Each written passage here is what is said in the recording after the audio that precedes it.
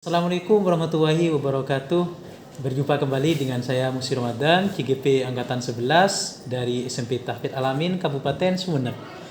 Hari ini saya tidak sendiri sahabat-sahabat, saya ditemani oleh Bapak Imam S. Arifin, pengampu bahasa Indonesia di sekolah kami, juga kebetulan rekan sejawat di sekolah. Assalamualaikum Bapak Imam. Waalaikumsalam warahmatullahi wabarakatuh. Bagaimana kabarnya hari ini? Alhamdulillah luar biasa, sehat seperti yang Anda lihat sekarang. Seperti yang telah saya jelaskan kemarin Bapak Imam, bahwa hari ini kita akan melakukan percakapan prasupervisi, di mana percakapan prasupervisi ini dilakukan dengan tujuan yang pertama untuk mengetahui atau mengevaluasi pembelajaran yang telah dilakukan oleh Bapak Imam selama ini. Kemudian yang kedua sebagai persiapan awal agar Bapak Imam dalam mengajar di kelas lebih siap lagi sehingga dapat memberikan pembelajaran yang lebih berpihak kepada murid. Mungkin ada beberapa pertanyaan yang akan saya ajukan Bapak Imam.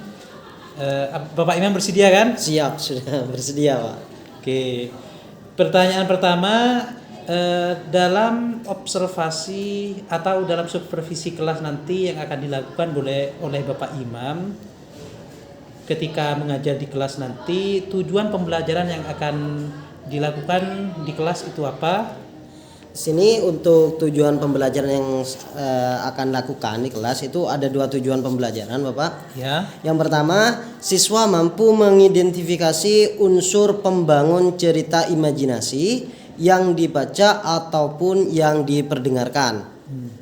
Yang kedua, siswa mampu menuliskan amanat yang terkandung dalam cerita dan menyampaikannya secara lisan. Jadi ada dua tujuan pembelajaran. Oh, berarti ada dua tujuan pembelajaran yang ingin dicapai saat observasi kelas nanti berarti ya Bapak Imam. Kemudian dari tujuan pembelajaran tersebut, area yang ingin dikembangkan oleh Bapak Imam. Oke. Yang pertama yang ingin saya kembangkan yaitu pada kemampuan pengetahuan ya, kognitif siswa, yaitu pertama siswa mampu mengidentifikasi unsur-unsur pembangun cerita imajinasi yang dibaca ataupun yang diperdengarkan. Sedangkan yang kedua itu adalah keterampilan, ranah keterampilan, di mana tujuannya siswa mampu menuliskan amanat yang terkandung dalam cerita dan menyampaikannya secara lisan. Oke, jadi yang saya tangkap barusan ada dua area yang akan dikembangkan oleh Bapak Imam. Yang pertama dari aspek pengetahuan atau kognitif, yang kedua dari aspek keterampilan. Seperti itu ya. Kemudian agar area yang ingin dikembangkan oleh Bapak Imam itu tercapai dengan baik, kira-kira strategi atau model atau metode apa yang dikembangkan oleh Bapak Imam dalam rencana pembelajaran yang telah dibuat oleh Bapak Imam? Dalam pembelajaran yang saya akan lakukan, saya akan menggunakan pembelajaran berdiferensiasi, baik itu nanti diferensiasi proses ataupun diferensiasi konten. Jadi nanti siswa akan saya berikan teks, cerita, ataupun yang kurang suka membaca kalau dalam cerita bisa melihat video yang akan saya tampilkan nanti. Berarti ada berbagai macam variasi sumber pembelajaran berarti nanti ya. Jadi yang ingin dikembangkan oleh Bapak Imam, strategi yang digunakan adalah pembelajaran berdiferensiasi proses dan konten. Kemudian di sana apakah Bapak Imam akan menggunakan bantuan dari media pembelajaran? Bantuan media yang akan saya gunakan tentunya saya akan menggunakan laptop. Dan juga smart TV untuk memutar video cerita nanti yang akan anak-anak tonton. Berarti harus ada persiapan ekstra berarti ya sebelum ada persiapan ekstra, jadi harus menyiapkan beberapa bahan bacaan seperti cerpen. Selain itu karena ini pembelajaran berdiferensiasi, saya juga harus menyiapkan video untuk anak-anak yang lebih suka belajar dengan melihat video pembelajaran. Jadi termasuk tantangan tersendiri buat Tantangan Bapak Imam ya. tersendiri. Kapan kira-kira itu akan Bapak Imam laksanakan? Untuk pembelajarannya akan saya laksanakan pada hari Selasa ini. Oh, Selasa ini berarti sekarang Minggu, Ahad, Senin, Selasa. Jadi 3 hari dari sekarang berarti ya. Ya. 3 hari sekarang berarti kita akan bertemu hari Selasa Bapak Imam. Bertemu hari Selasa. Jadi saya ingin melihat bagaimana proses pembelajaran yang dilakukan oleh Bapak Imam terkait dengan diferensiasi proses dan konten. Mungkin hanya itu percakapan para observasi yang dapat kita lakukan hari ini Bapak Imam. Terima kasih atas waktunya. Semoga waktu supervisi nanti Bapak Imam dapat mengajar dengan baik dan penuh semangat. Insyaallah. Terima kasih. Assalamualaikum warahmatullahi wabarakatuh. Waalaikumsalam warahmatullahi wabarakatuh. Assalamualaikum warahmatullahi wabarakatuh. Waalaikumsalam warahmatullahi wabarakatuh. Alhamdulillahirabbil alamin wa bihi nasta'inu ala umuri dunya wassalatu wassalamu ala sayyidina Muhammadin wa ala alihi wa sahbihi ajmain. Selamat pagi. Selamat pagi. Apa kabar kalian hari ini? Alhamdulillah. Sehat semuanya? Sudah sarapan semua? Yang belum siapa tadi belum sarapan? Ada? Belum sarapan? Oh, udah sarapan. Ya, nanti langsung sarapan istirahat ya. Semuanya sehat? Alhamdulillah saya juga sehat. Sebelumnya, sebelum belajar kita mulai, saya akan absen terlebih dahulu.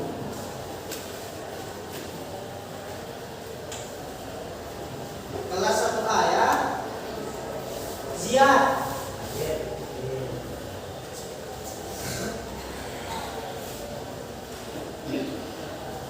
Iqbal. Muhammad Zaki. Hadir. Arif Iqbal. Yoyoto. Hadir. Abdul Rashid. Sonhan. Hadir. Yusuf Husna. Jibril.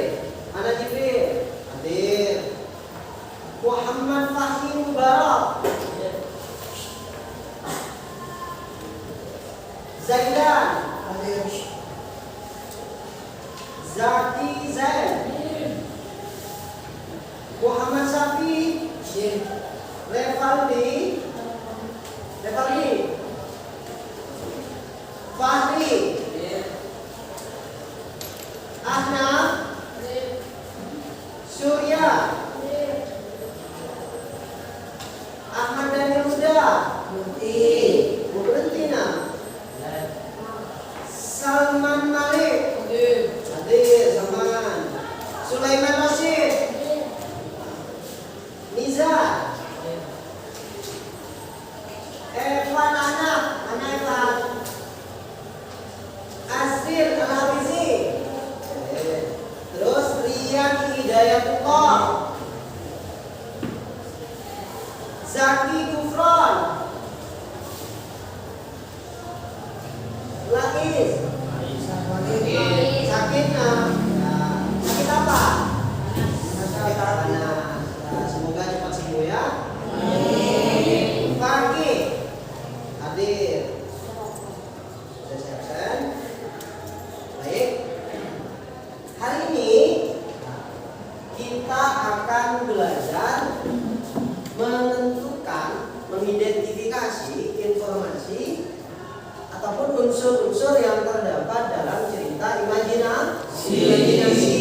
Ya. Selain itu, kita juga akan belajar menuliskan amanat yang terdapat dalam cerita, lalu menyampaikannya entah melalui tulisan ataupun secara lisan.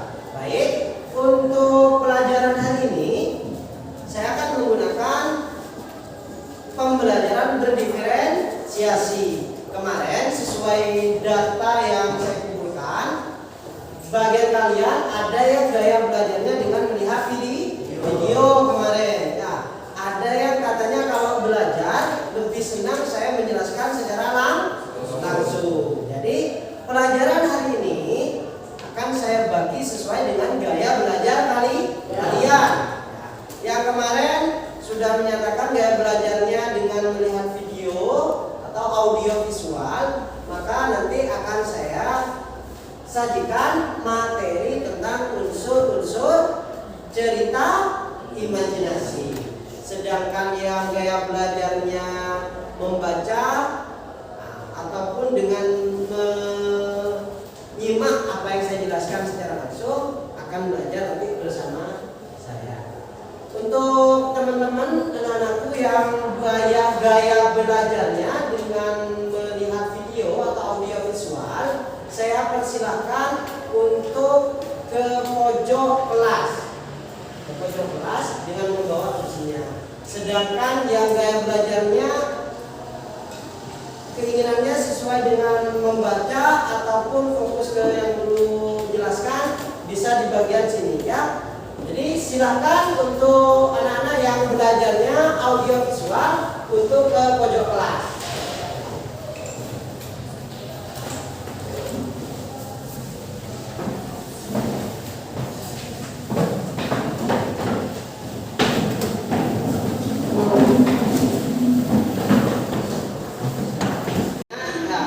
Kalian sekarang akan belajar sesuai dengan gaya belajar kalian, yaitu dengan audio visual. Jadi materinya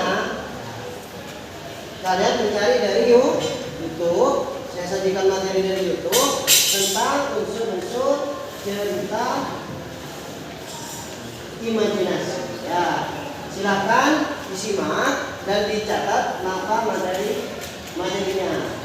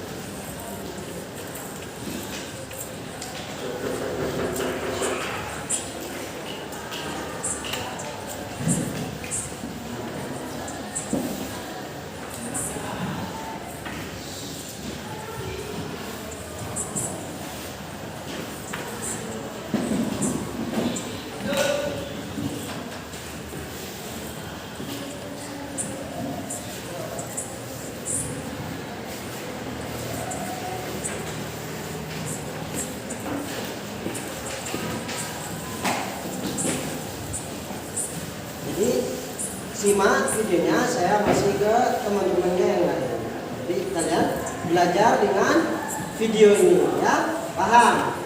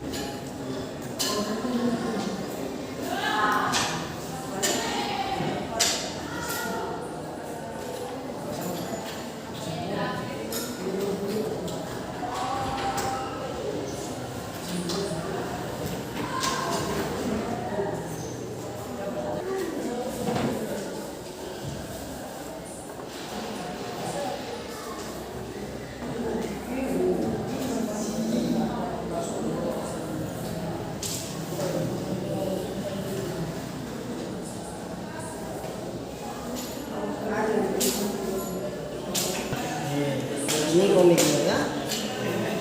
Sudah dibaca sampai mana? Sudah tahu tokoh-tokohnya kan? Sampai berapa lama? Dibaca, lalu nanti pertanyaan-pertanyaan yang ada LKPD tentang komik yang kalian baca itu dijawab. Nah, kalau ada kesulitan, silahkan ditanyakan. Lanjut. 3. Sudah dibaca bukunya. Sampai mana?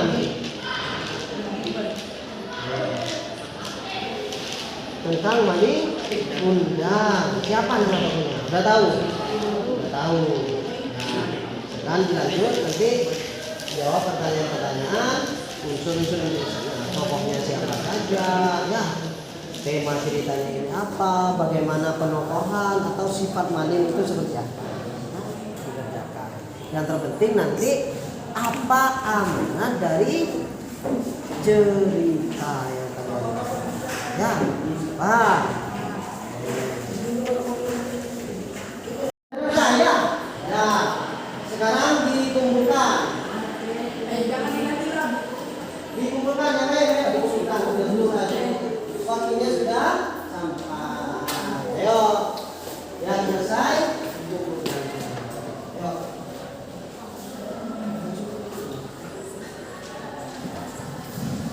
Yang bagian sana sudah. Yang mana? Nah, mana?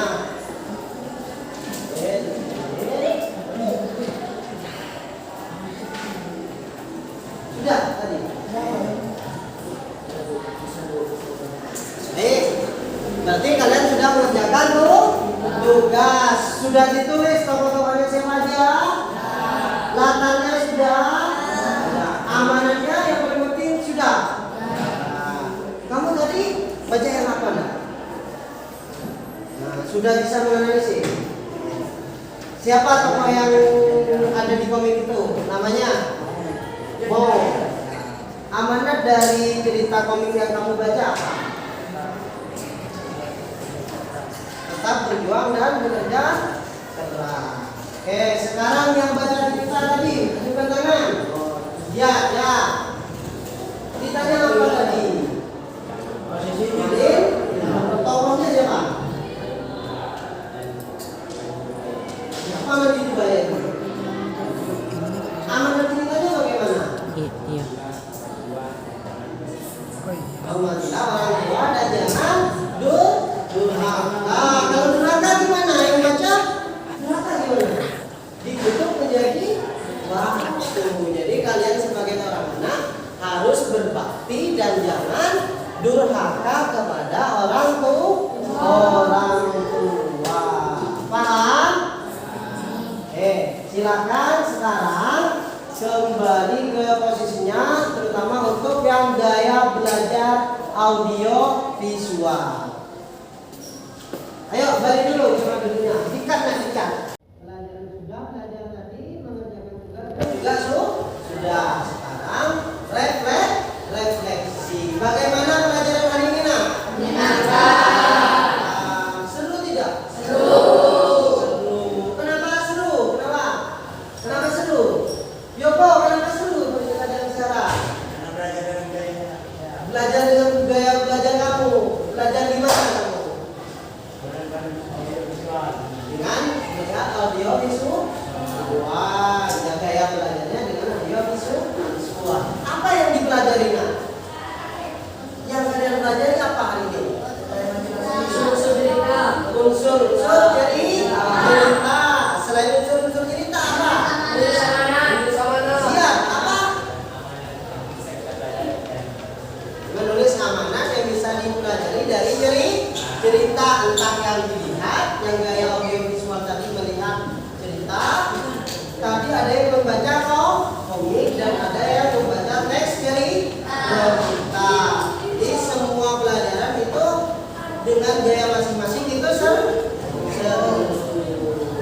Ada pertanyaan?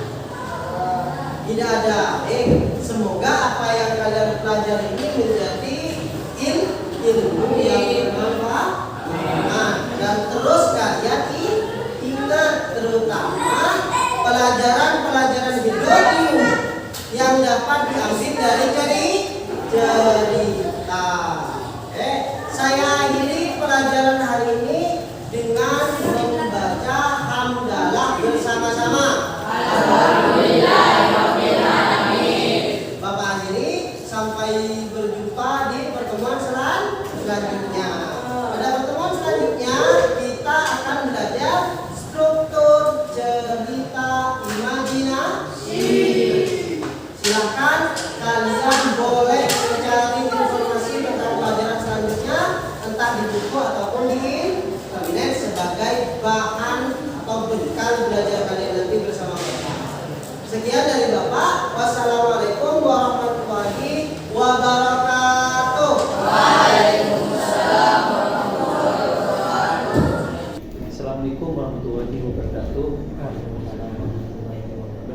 kembali dengan saya Musa Wadan, GP Angkatan 11 dari SMP Taufik Alamin, Kabupaten Sumeneb.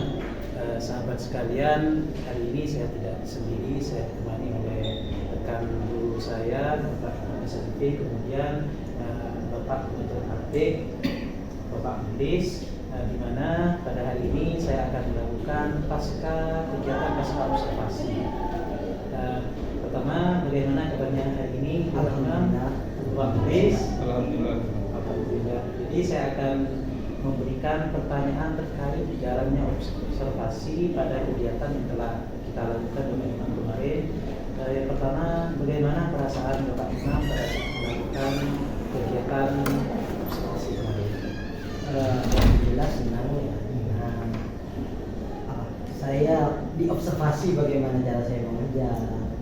Tentunya itu kan nanti juga saya akan mendapatkan masukan-masukan, jadi senang. Berarti senang-senang sekali ya Bapak? Senang sekali. Kemudian memang observasi kemarin itu kan dilakukan untuk evaluasi dan pembelajaran. Kemudian bisa ceritakan kembali Bapak Imam terkait area pengembangan yang telah dilakukan Bapak Imam kemarin dari Indonesia. Sebelumnya kemarin kan saya melakukan pembelajaran dengan tujuan pertama itu Pak untuk siswa pembelajarannya, tujuannya pertama siswa itu mampu mengidentifikasi unsur pembangun cerita inspirasi yang dibaca atau diterjemahkan. Terus tujuan yang kedua itu siswa mampu menuliskan amanat. Jadi amanat yang terkandung dalam cerita, baik itu disampaikan secara tertulis atau tulisan. Yang kedua, sedangkan untuk area pengembangan di sini pertama ada aspek pengetahuan, ya, di mana saya menyesuaikan dengan tujuan pembelajaran yang pertama. Jadi siswa nanti dapat mengidentifikasi unsur-unsur atau bagian cerita.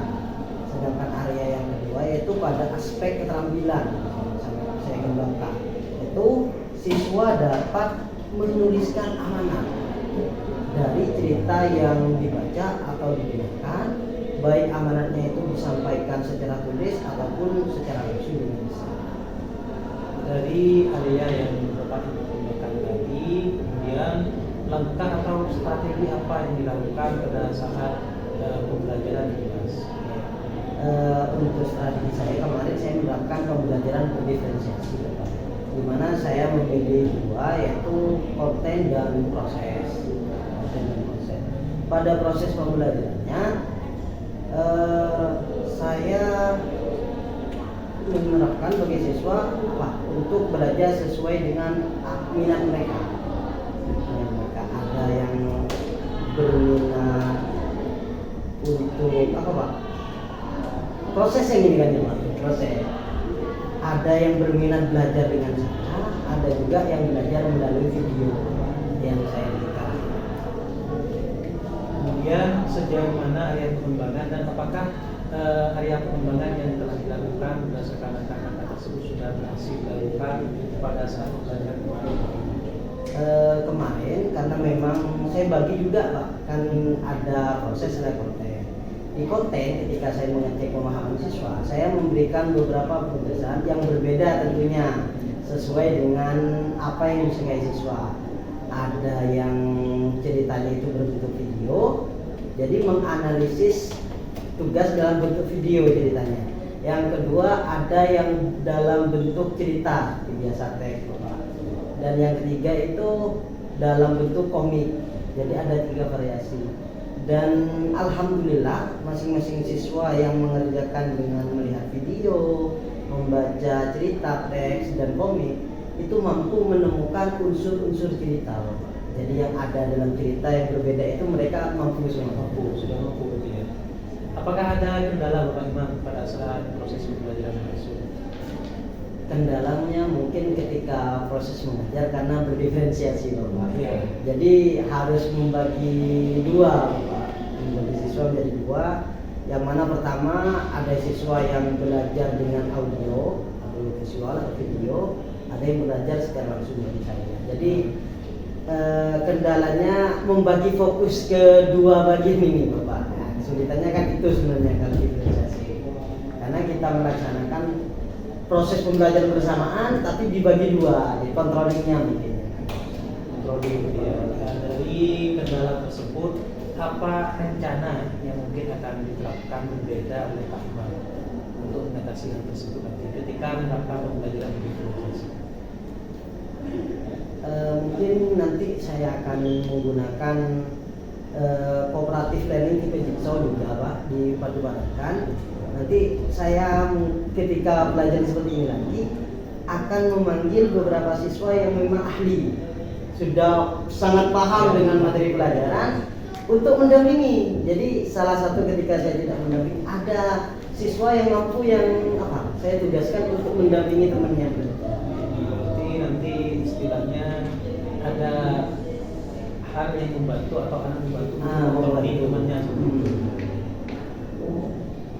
Oke, mudah-mudahan langkah yang akan dilakukan Bapak Imam nanti untuk pembelajaran selanjutnya dapat terlaksana dengan baik.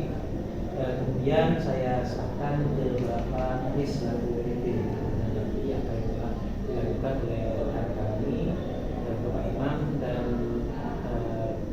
percakapan pasca observasi. Terima kasih. Hal pertama dalam yang bisa sampaikan dalam proses coaching itu adalah proses menggali potensi yang dimiliki oleh coach. Jadi coach itu dilarang keras memberikan solusi, memberikan jawaban.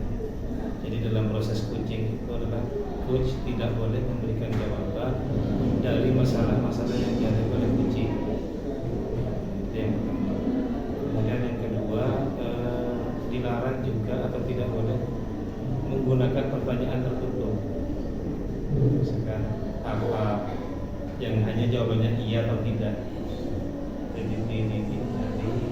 Dan proses coaching itu sebenarnya adalah pengembangan, menggali potensi, pemecahan masalah di mana coach itu sendiri nanti yang menemukan masalah, solusi dari masalah yang dihadapi. Seperti tadi masalahnya adalah mungkin bagus sudah komunikasinya, keterbatasan dalam mengontrol. Jadi dengan menggunakan metode pendekatan jigsaw atau dengan pendekatan teman sebaya juga bisa. Nah, itu muncul dari coach itu bagus sudah. Jadi sudah bagus. Jadi bukan coach yang memberikan solusi, tapi coach sendiri yang menemukan solusi. Kemudian perlu juga waktunya di sana. Kapan yang kira-kira kapan akan dilakukan? Jadi makanya bagjanya itu atur eksekusinya, kemudian tantangannya sudah tadi muncul, sudah muncul tantangannya. Aksinya kapan dikerjakan? Jadi tinggal aksi. Jadi atur eksekusinya. Jadi belum bisa. Itu sudah bagus. Jadi kunci sendiri yang menemukan solusinya. Kalau tadi Pak mencoba mungkin seperti ini Pak, pakai pendekatan ini kita. Ini pendekatan apa? Solusi itu muncul dari kunci. Coach hanya memberikan pertanyaan-pertanyaan romantik yang mampu menggali potensi yang dimiliki oleh kunci. Yang kemudian kuncinya adalah present. Jadi komunikasi itu akan present, satu dengan menundukkan kepala, dengan menatap muka, menatap tatapan, bukan langsung pas saling membelakangi, kemudian seakan-akan ada takjub. Jadi dalam ada komunikasi itu satu dengan bahasa menundukkan kepala. Jadi seakan-akan kunci itu merasa didengarkan, diperhatikan. Makanya present itu penting dalam sebuah komunikasi kunci. Namun alurnya tadi sudah kalah rentan nilai karena ini juga ada di penilaiannya itu 1 sampai 8, mungkin 7 sudah. Hanya satu tadi kapan kira-kira akan dimulai. Mungkin itu saja Pak Mas. Terima kasih atas sesuai Pak Idris. Mungkin sekian observasi pasca kegiatan pasca observasi yang telah saya lakukan. Terima kasih. Wassalamualaikum warahmatullahi wabarakatuh.